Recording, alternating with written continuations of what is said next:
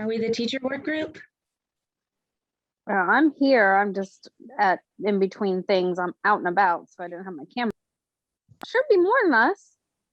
Maybe we're all just here today. More teachers.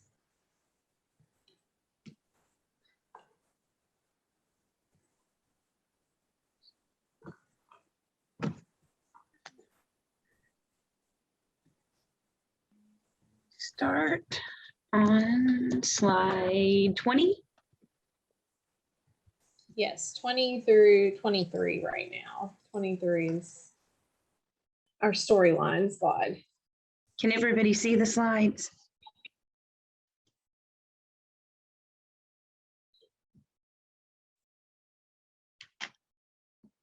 On your device, or does anybody need them presented? I'm just listening in from KCAE. Okay. I think we can see him. Okay. I'm also just listening in. All right. Nora, as you all discussed, I'll just take notes here on our slide if that's okay, and then That sounds good. So we're looking for themes, wants, insights. Did anybody else take any notes of what to look for? I think we're building that background, right? Yeah. Oh, I don't have the link to the slides. Why isn't it in the chat still? I can share that with you. Okay. Hold on a second. Maybe. Yeah, there it is. Copy link.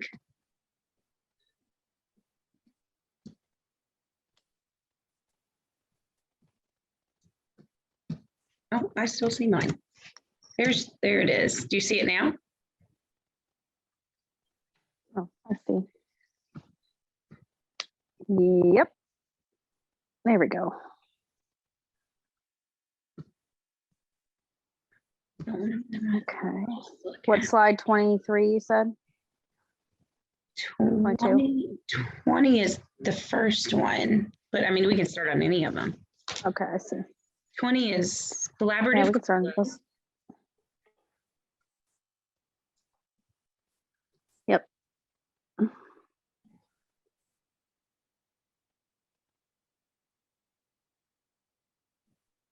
So there's 3 of them now.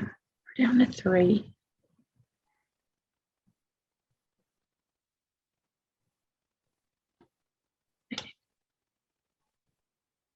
Okay. On this one, I definitely think it's all around communication. So should we be then working on slide 24 or 23? I think that Like for the storyline? Yeah, I think so. Okay. It says maybe start with identifying themes such as communication or whether they feel known or seen. If you want ideas. Yeah, I mean, if we look at slide 20, we can kind of come up with a storyline about collaborative Carla being a teacher. Yeah. So like teacher needs blank because blank. Yes. Okay. Okay.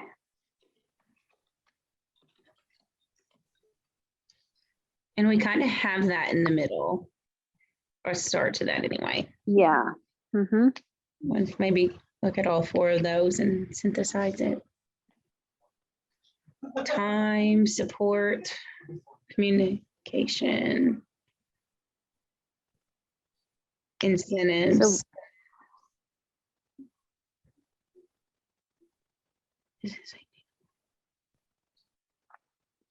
So teacher needs, we talked about the teacher needing the resources and tools to communicate with families effectively and efficiently. Yes. And that gets in the insights 1 and 2, both of those.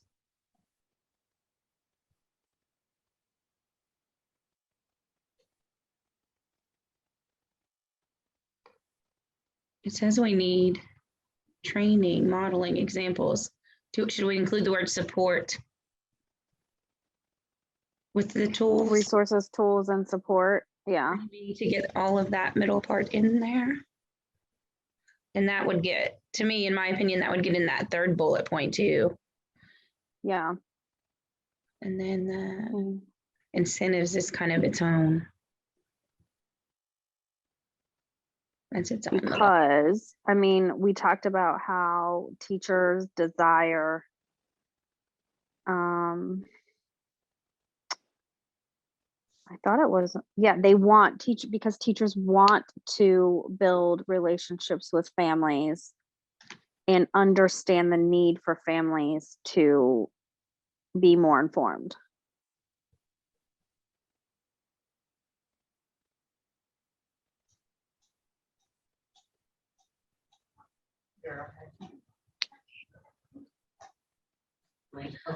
Anyone else have some feedback for this slide?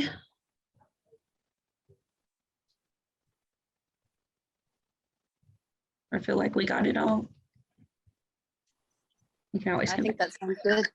Yeah, that was a good way. I didn't think we could get all that in one, but I think it, do you want to read it back to us, Sarah? Yes, and if you don't mind, let me finish working out and say that again if you don't mind, because teachers want to build relationships with families. And understand the need for families to be more informed.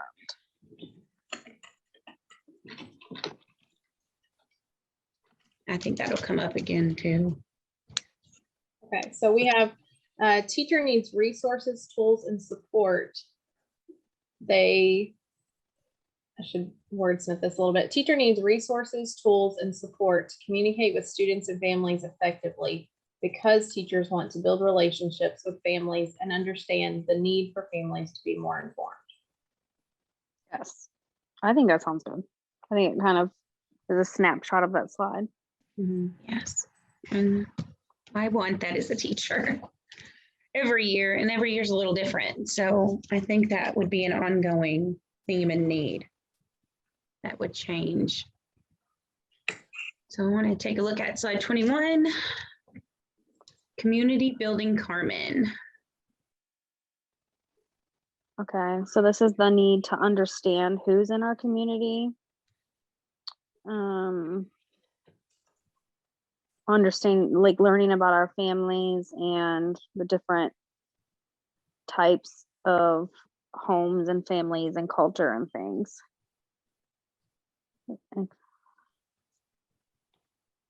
We need help coming to understand. Okay, so I think this one really speaks to teachers being more informed about the different types of families in relation or regards to like the culture barriers is specifically mentioned.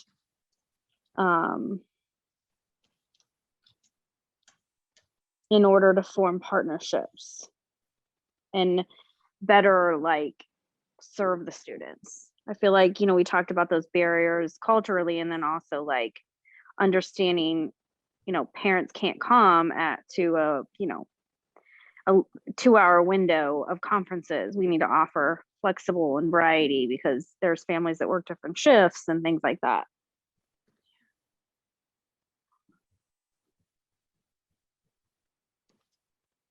Do you think the phrase teacher needs awareness of personal barriers for family engagement gets at what you're thinking? Yeah. Yep. I think I don't know if culture is necessarily a barrier. But things like, what type of home situations, like single mom home, single dad home, or both parents working different shifts. Do you think saying personal barriers kind of encompasses whatever those might be for individual families? Yeah. Or we could just say barriers. Yeah, no, I think that's good. I think in that last bullet there where it says that we struggle to engage, maybe it's beyond traditional ways. We're used to doing it traditional ways. It's that we need to think outside of the box and maybe get away from our traditional ways, if that makes sense. Yeah. Because we can't always have the same time or the same activity if they're not working. We just need to have some new innovative ideas or new strategies. I don't know. But it does, I do think culture can be a barrier if we can't speak the same language or we don't understand different body language or things like that. So it can be a barrier if we don't understand it, if we don't take time to understand all of our families. And then it's just the social economic, like if we provide dinner, maybe more people will show up, or we have it at 6 when the factories close at 5:30, maybe a few more will show up. It's just, I don't know if that would be strategies or. Yeah, because you're writing, understanding family dynamics and culture, those things will help teachers build that community in order to better serve the students. And sometimes it might just be having 2 different meetings, one in the morning and one in, I don't know, like a morning session and then an evening session. I don't know. It's just thinking outside of the box is what I keep going to, thinking outside of our traditional ways of doing things, because our families are so different that we can't keep doing it like we've always done it.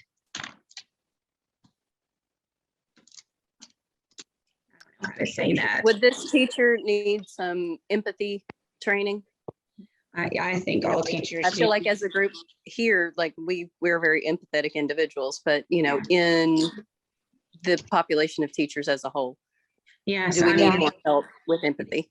Yeah, I would sign up for that every year just because it's always changing. So based on what you just said there, I added strategies to increase. So it would read, teacher needs strategies to increase awareness of personal barriers for family engagement, because understanding family dynamics and culture will help teachers build a stronger community to better serve students. That sounds. Yeah, and I feel like sometimes teachers just aren't informed. You get hired into a school and you're just really didn't even know that like a section of that community exists, you know, or you have different, like, you know, within a school, there can be quite a variety of homes and living, and I don't know. I can just think of personal experiences the past 16 years where I thought a parent or a grandparent was ditching me or something, you know, you don't want to come to assumptions, but you're so busy that you do. And then in the end, I found out one of the parents was getting chemo, or, I mean, it was some kind of extreme hardship that maybe somebody in the office knew, but I didn't know until I actually made that connection. So, I mean, it's usually some kind of disconnection, whether it's communication or whatever we're missing, that once we get that connected, all they need is a little bit of support now. No wonder they're not coming for a conference, they're getting chemo. I mean, it's usually something that we can work with. I think that looks good. Okay. So last 22, growth-oriented Georgia.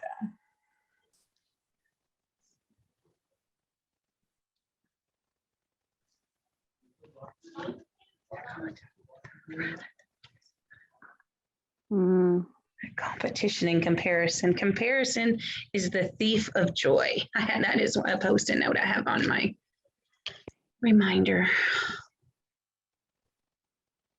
Terms improvement.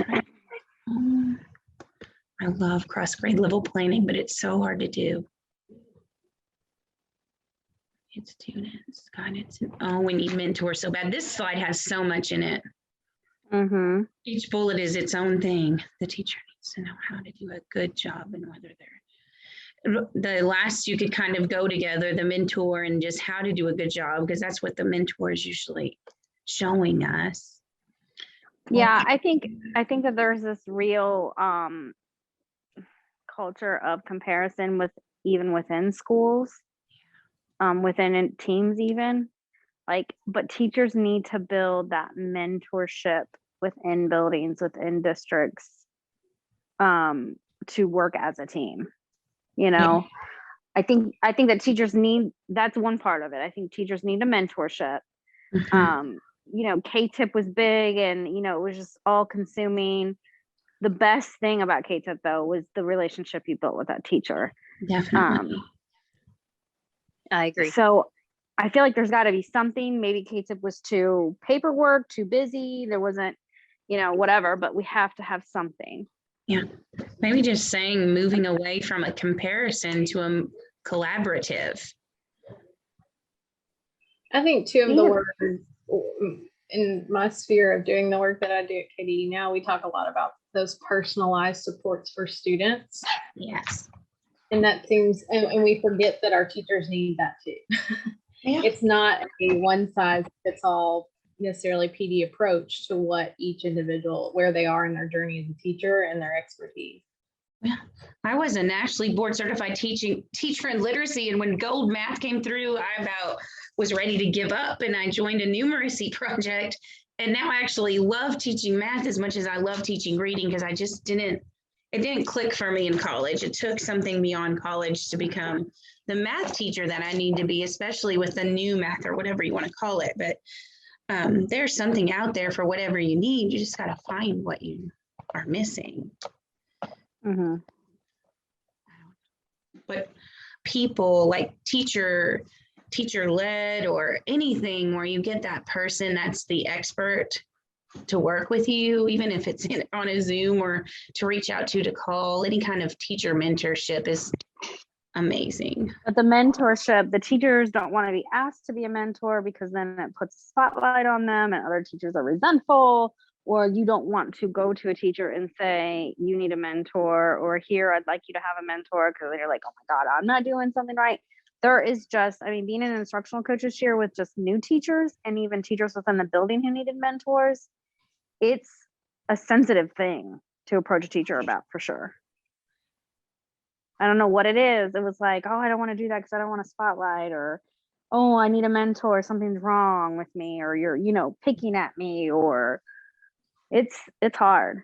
In my district, it was more, we already have so much that we have to do. So, but also this last year, a brand new teacher resigned at the end of the year. And that was heartbreaking to me, because she was a really good teacher, but there was just no way to get through to her that even me, year 15, there's no way. This is like the worst year I've ever had too, but I've learned a lot. But how do you explain that to a new teacher that has no mentor, and this is her first experience in the classroom? So there's a lot of issues with current mentoring. It's broken. We need a new system, maybe.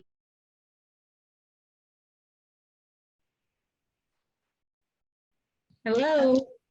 I'm going to stay on mute as much as possible. I have a 7-month-old wanting a bottle really bad. So We'll get the baby a bottle.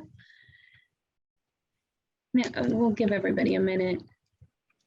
I feel like I talked a lot myself last time, so I'm going to try to be less quiet unless I'm needed, but I can be very opinionated. I feel like this group doesn't make a whole lot of sense right now, Nora. Yeah, Brian, what's your role as a stakeholder? I haven't met you. I actually am a consulting working with the Kentucky Department of Education around assessment and accountability things. So if this is the teacher group, oh, we're disappearing. I know they're moving us around. No, well, it's nice to meet you. I think they messed up on assignments. And they need to knock everybody back to the main room again, because it wouldn't be very fair for Nora to be by herself, and right, because we're all there. No, Brian and I are we're listeners. We're not. Yeah, we were saying, well, I'm glad at least one person's qualified to. Or maybe they thought Nora will not stop talking. Let's let her take the notes. No, I'm kidding. She wasn't finished. It doesn't give us the option to leave, so we'll just hang out for a minute. And again, does it? Well, it does say leave room. Do you want me to leave the room or stay? Should we, David? Do you think we should leave the room and then let them know so that they can reassign us? I think we should leave the room and let them. I found the button now. Okay. My head on where I was going, and now I've totally got embarrassed. So that's not what I'm looking at. That's national boards. Okay, where is my little Oh man, did I lose my? I might have lost my. Here it is. No. Okay. Is it down here? Yeah, there it is again. Okay.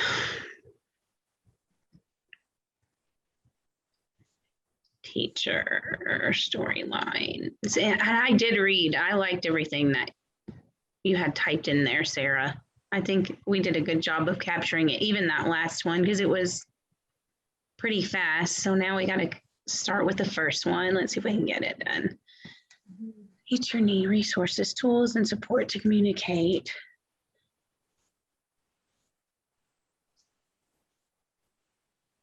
For that future state, I just see like multiple forms of communications and ongoing professional development or ongoing professional communities, maybe with the parents, where parents are telling us what they need. Just listening to the students give feedback. Sometimes I'm like, I can do that. Like we give surveys all the time to get to know students. Why can't we do something like that with the parents to make sure we get in what they need, resources, tools, and support? To me, it's just got to be ongoing. And like in the future, when she had us do that mindfulness exercise, I kept thinking it's never going to be done because the world's always changing. Mhm. So it has to be ongoing and participate in ongoing. Do you think those resources and tools are more of a professional development or a professional community? Like a PLC where we include parents, you know what I mean? Mhm. Understand the need of families to Think be about it. warning questions. That would be so interesting, Nora, when you think about that in the context of a traditional PLC of teachers, but what Yeah. that could look like if that professional learning community had teachers and families. Yeah, and I keep saying parent, but families, I would include the student too. I've tried some student-led conferences and they love it. The kids love it, but their parents also love hearing from their student what they know and them being able to just say, well, I still need to work on this. And then the teacher gives some feedback too. And that student-led conferences are kind of a glimpse at what it could be, because all stakeholders are in the room, not the community. But I mean, that would be something way far down the line to get everybody in the same page, but that would definitely be possible.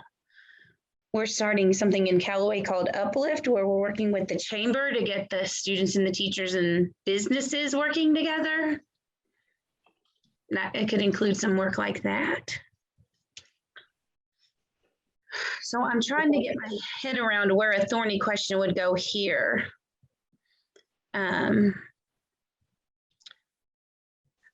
I think just admitting that the way things have always been done may not work now because things are always changing now. Communication has changed, workload, family environment, family makeup has changed. Like I have every year, families will have to make 2 or 3 copies of everything because that one child has so many. Mm-hmm. And it can be hard, but at the same time, how do you justify not doing that? If the parents and the grandparent all have custody, they all want feedback. And I just have to mindfully make copies of all of it. And then the time, it's kind of like cross-planning, just the time when you have 24 to 30 students or more, depending on what grade level you teach. And you set it for 10 minutes, but it always goes longer because you need time. Like it truly needs to be a work day where you don't have students, but it's mindfully that day is all about feedback, which is just as important as the teaching day, because you're you're getting in what the parent wants, you're getting in what the teacher wants, the student is at the center of that. So just because you're not actually teaching does not mean you're not working. And I think a lot of districts that do have that 1 day a month or 1 day a quarter where they're doing that already, I would think it would be interesting to reach out to some of those stakeholders and see how it's changed their communication. Because I know we don't, but I know there are a few districts who do conferences that day, like they start at 12 and go to 6, or they, I don't know, I might be rambling too much.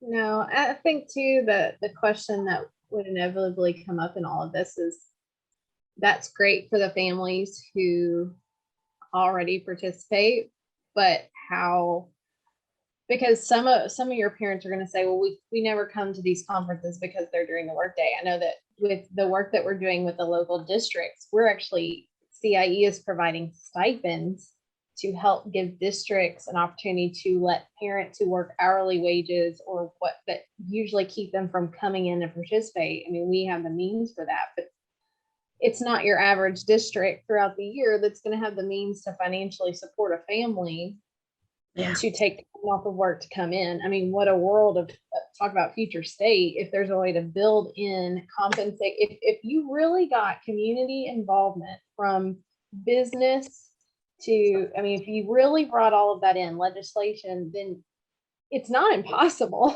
to provide financial support for families to be involved. And the right community leaders would see that as a benefit. Definitely.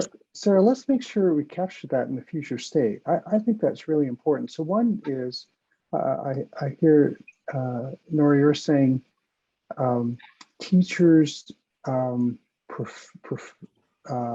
schooling will be structured so teachers have enough time to do this communication and prep. And Sarah, I think what you said is that not only teachers, but if you want to communicate with parents, that there will be an equitable way for parents to be involved in this as well. So it's not just the people who can afford and have all the easy access to communication, but that there's a way to make it possible for everyone. I think that's really a wonderful image for how things might be in the future.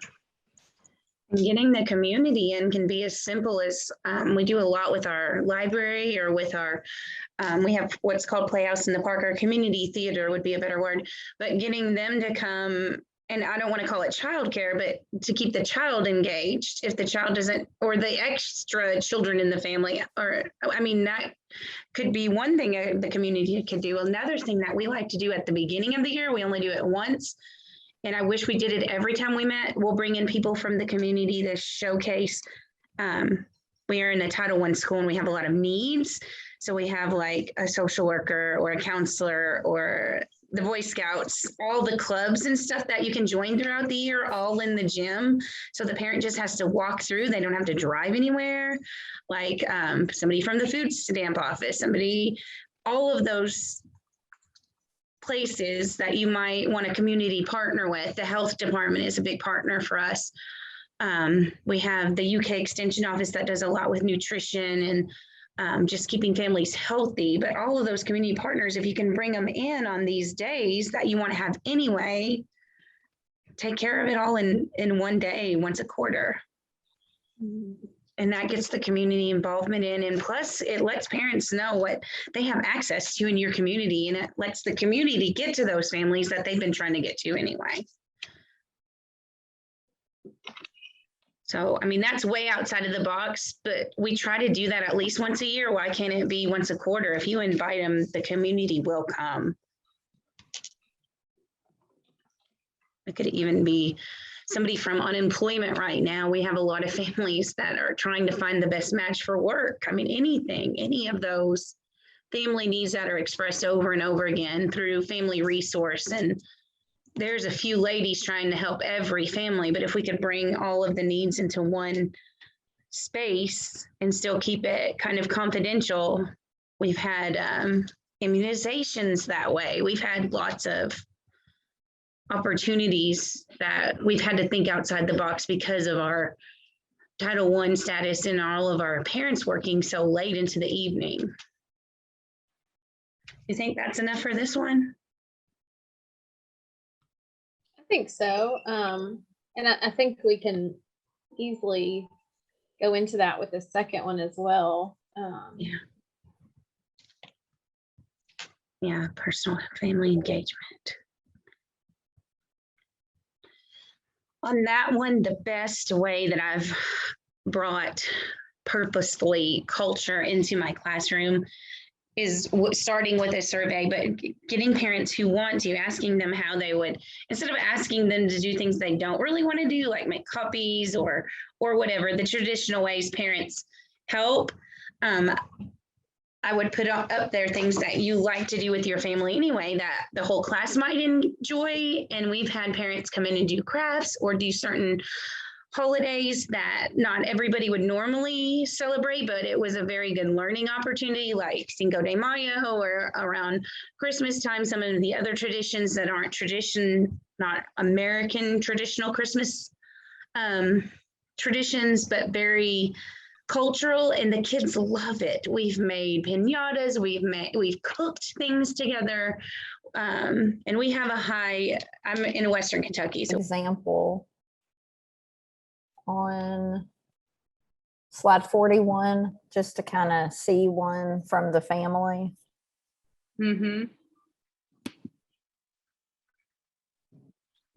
Yeah.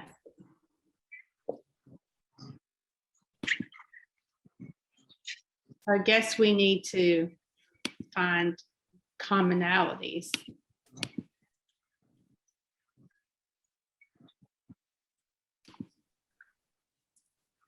Good evening, everyone. I don't want to interrupt you. I just wanted to let you know I'm here. I'm Melody Cooper, and I work with KDE, but I'm here as the recorder for the room. So I'm just going to be stepping out, but that wanted to let you know that was what was going on.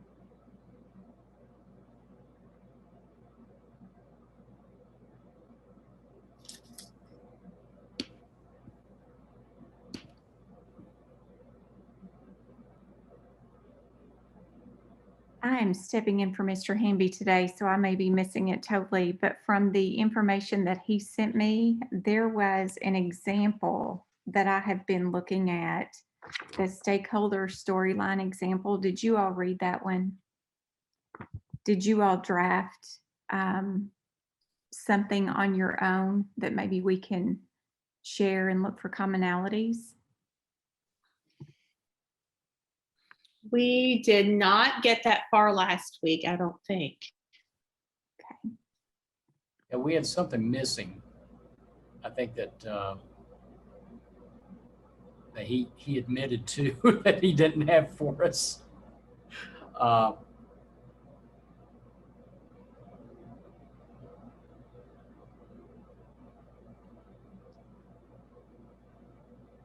Do you remember what that was, Mark? I'm just I have no idea. I'm yeah, too much water over and under the bridge at this point. But is it Paul? Whoever that kind of brought that up, he admitted to us that something hadn't been prepared for the district leaders. So we actually have a missing element. Gotcha. Yeah, I remember that, Mark. He jumped in to say that, like, I think no one really did empathy interviews on district leaders as much as they did everybody else. So our information just a little lacking, I think. We kind of have to depend on ourselves. Yeah. We'll wing it. So would something be like district admins need an innovative approach to assessment because they need data for improvement, not ranking, or something like that? I'm looking at the needs a new path Nelly to kind of build out a storyline from there. But Mhm. it looks like we also have standardized Steve, who's kind of saying the opposite. He likes the Right. current system. So I think we can do a couple of storylines, and that's why we left all of those 3 in there yet last week. There was one who was more innovative. There was one who kind of the system was working pretty well for, and then there was the board member. So we left all 3 user profiles so we could build for all 3 perspectives. So I was in the working group that was working on formulating these profiles, and you're exactly right. There weren't tons of empathy interviews, but I think we also had a sense that there were some quotes that had a district perspective to them. And I think we can also pull a little bit on our own experience too, to help build out and provide some color to this storyline. I'll just tell you, one of the common themes across all of them was a district leader. I like what was said before about having an innovative system and a system that honors collaboration, not competition between schools in a district, for example. That's one theme that clearly came up time and time again with all of these profiles. So I'd offer that up as a starting point, maybe for us. Something a typical district leader would want. Yeah, when I just went through and wrote down found the commonalities, and what you said, Karen, talked about communication and connections as opposed to competition. Mm-hmm.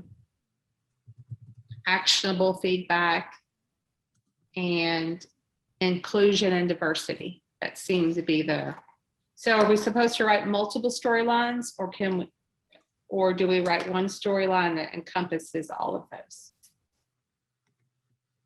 I think we can write multiple ones. It looks like they said you can duplicate the slide as needed if we have multiple storylines.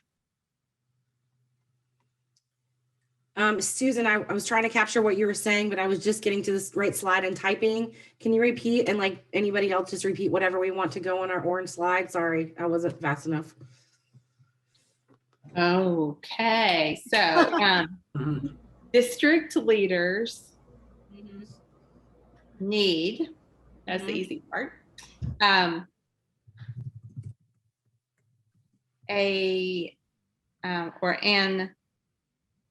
assessment and accountability system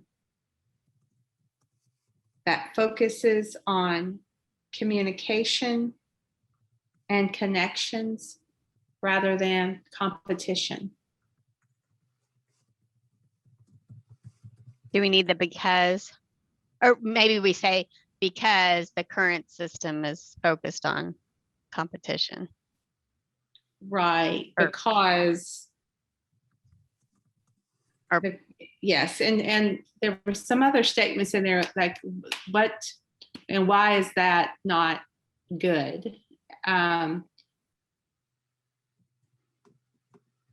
to see where I saw that.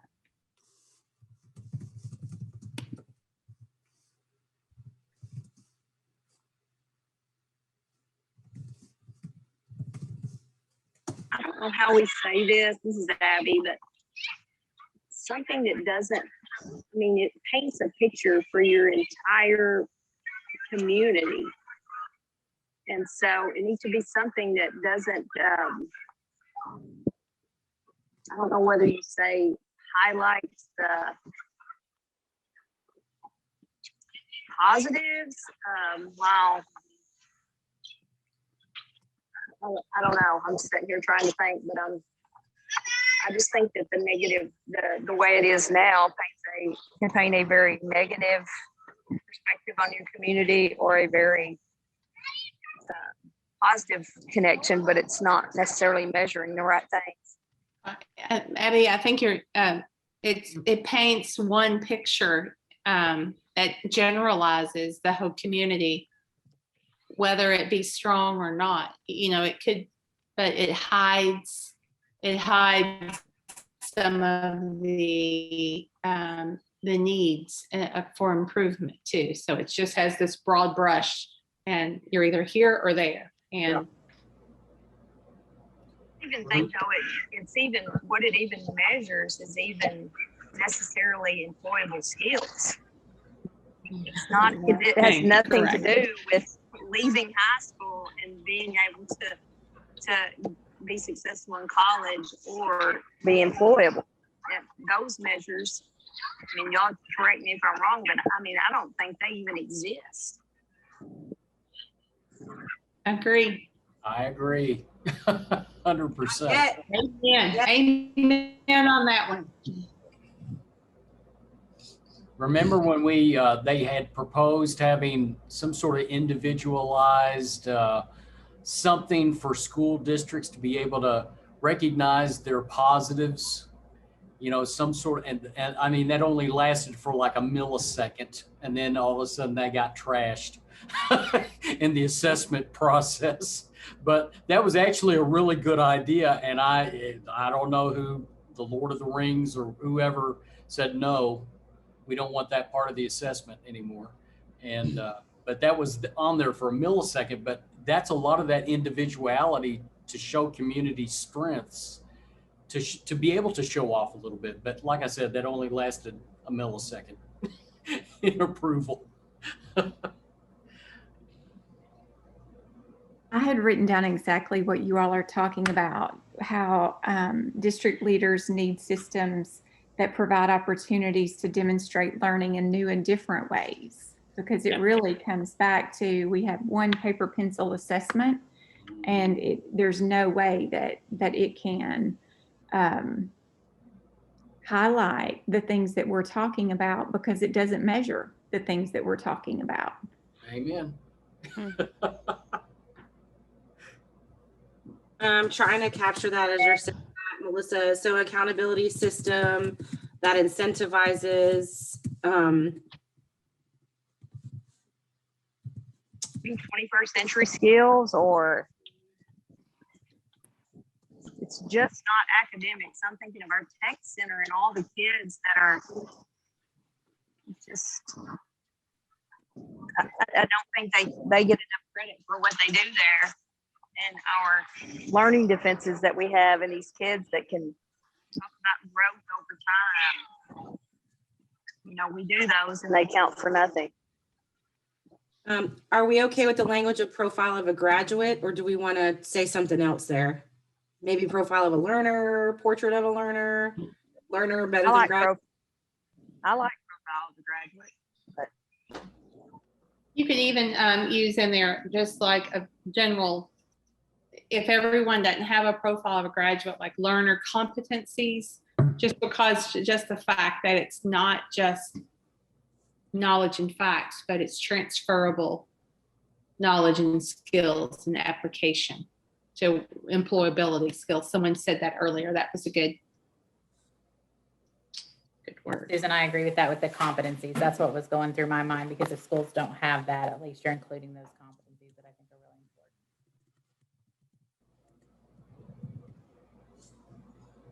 I also think competencies get the different levels of assessment. You know, sometimes I think when our early elementary folks see profile of a graduate, they don't think it relates to them, but competencies relate to everybody, no matter what age, no matter what grade.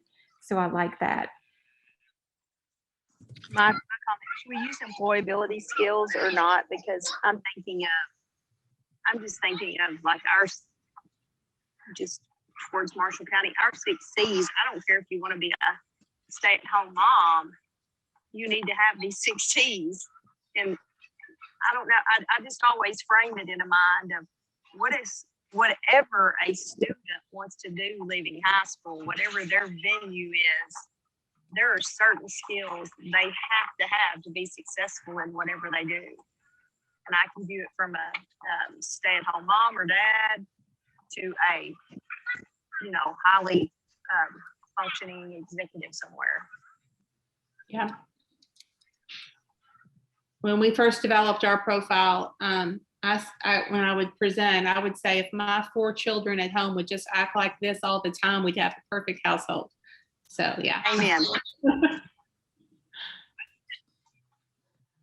I think sometimes though we get in the mindset that everybody's going to go out into the workplace. Even being successful in college is that I've got 2 kids and I've got one who was college was at ease and another one it is a struggle for. So it's the success in college, or really it's the success in any path they choose after high school, whatever that is. We could even use post-secondary because that could mean college, career, military, home. We could use that. We could use something about being, just a citizen.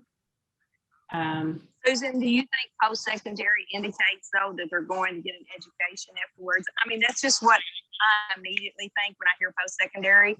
You're going to get an education somewhere else after leaving us.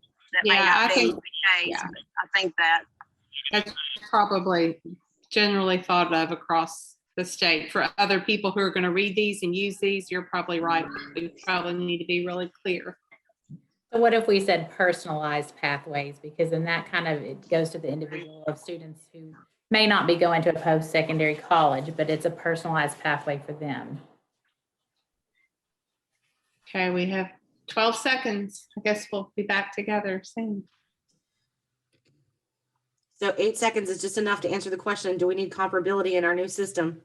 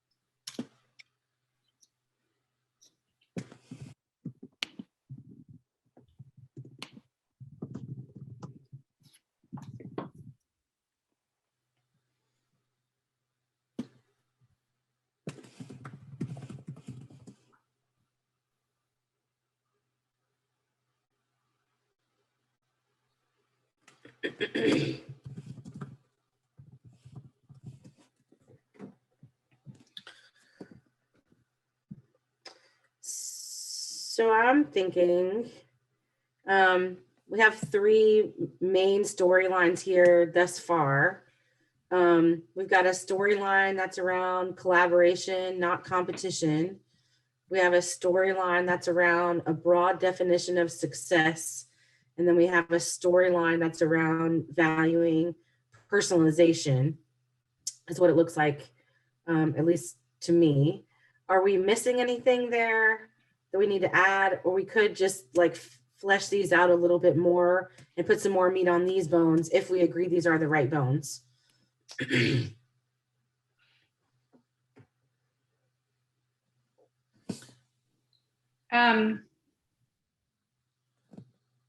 I hate to bring it up, but we kind of ignore standardized testing, Steve, because that probably doesn't reflect a lot of our perspectives.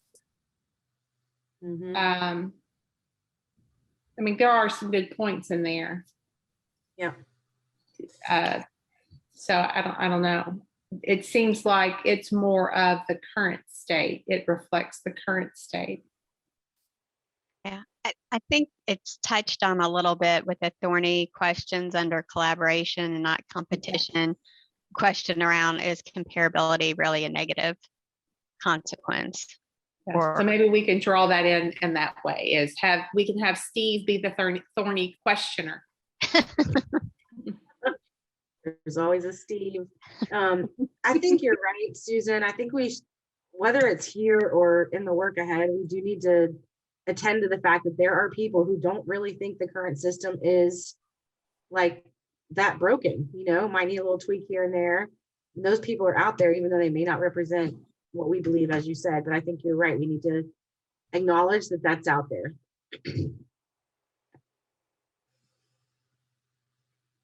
I think the more we have conversation with parents and community members and families, the more we hear that they're okay with many facets of the current system, and they're okay with schools being compared because it's just a reality. And so that's real. I added that question because we hear that a lot from stakeholders. Is that really a bad thing, or do we need that in an accountability system? So it's just something that I've been thinking a lot about, because I don't necessarily agree with it. I don't want to overlook the fact that there's a really broad community here that have a lot of opinions. Yeah, I think kind of related to that, when we look at the future state there around collaboration, schools within the district are collaborators, not competitors. So what would the future state look like then for community and family and students, and if we follow out that storyline? So if schools are collaborators, what does that mean for families and students? Right. So earlier when I was reading that, I was thinking a lot about how our districts can collaborate to come together and work together, because we're all working for the same thing and not competition. But then when you just talked about that, Dina, I know it's huge for you in Jefferson County, but in Shelby County, we have 2 high schools. And when we were going through some changes in the past few years, we had lots of pushback from one of our high schools that they do very well on standardized testing and ACT and Governor Scholar and scholarshiping, while the other side were more about the personalization and what my kid needs to succeed. So even within a district, the collaboration and the pushback was different. So I think that's going to be a huge thorny question to talk about. Like, we can all say collaboration is great, and competition is good if it's competition around the right things. But I think we're gonna have a hard time.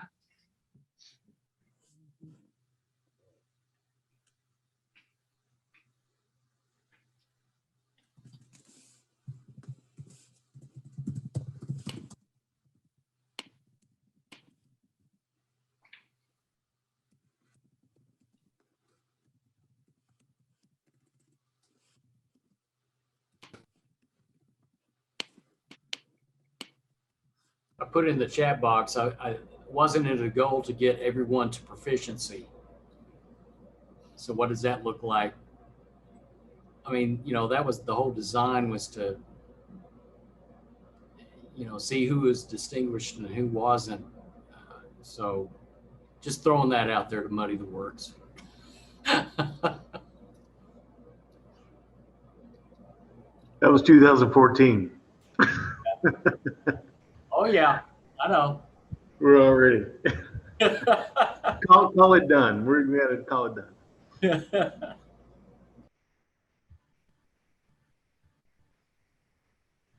There's a lot of deep questions here about whether people see public education as a public good, a thing that's good for all and happens for the interest of all, or whether it's an individual acquisition And, you know, I'm just gonna get mine and you get yours. People come from very different points of view on that question. And it drives what they value.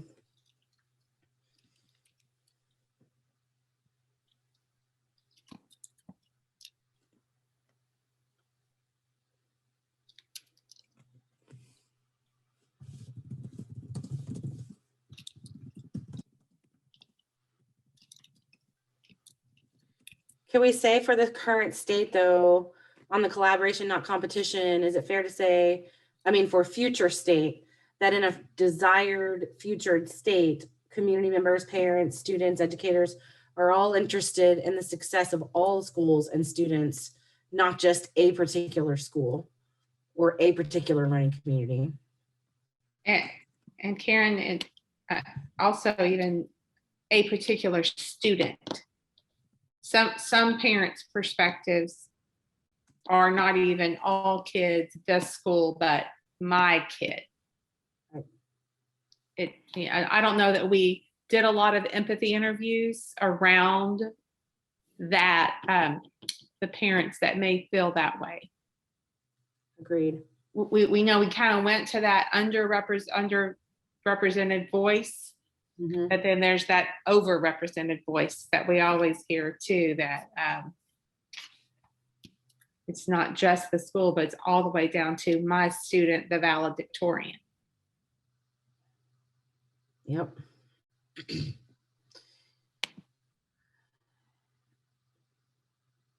Agreed. Anything else we need to add in our remaining seconds here on broad definition of success or personalization?